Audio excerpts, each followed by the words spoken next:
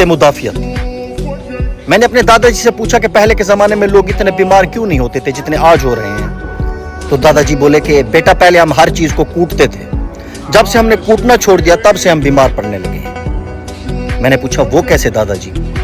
تو دادا جی نے بتایا کہ پہلے ہم کھیتوں سے اناج لا کر گھر میں کوٹتے تھے, مرچ مسالہ گھر پر کوٹے جاتے تھے, کبھی کبھار بڑا بھائی چھوٹے بھائی کو کوٹ دیتا تھا, اور جب چھوٹا بھائی ماں کو شکایت لگاتا تو ماں بڑے بھائی کو کوٹ دیتی تھی. یعنی کوٹنے کا ایک مسلسل سلسلہ چلتا رہتا تھا. ماں باجرہ کوٹ کر شام کو کھچڑی بناتی تھی, کپڑے بھی ہم خوب کوٹ کوٹ کر دھوتے تھے, اسکول میں ماسٹر جی بھی دل لگا کر کوٹتے تھے, مدرسے میں قاری صاحب کا کوٹنا تو کیا ہی کہنا, ہر طرف کوٹنے کا عمل چلتا رہتا تھا, اس لیے کبھی کوئی بیماری پاس نہیں آتی تھی. سب کی قوت مدافعت مضبوط رہتی تھی. جب بچہ سردیوں میں نہانے سے انکار کرتا تو ماں پہلے اسے کوٹتی تاکہ اس کی قوت مدافعت بڑھے, پھر نہلاتی تھی. اگر بچہ کھانے سے انکار کرتا تو ماں پہلے کوٹتی پھر کھانا کھلاتی تھی. اگر اسکول سے شکایت آتی تو ابو کوٹتے تھے, اور اگر اسکول جانے میں ٹال مٹول کرتے تو ماں کوٹتی تھی. اس لیے سب کی قوت مدافعت برقرار رہتی تھی.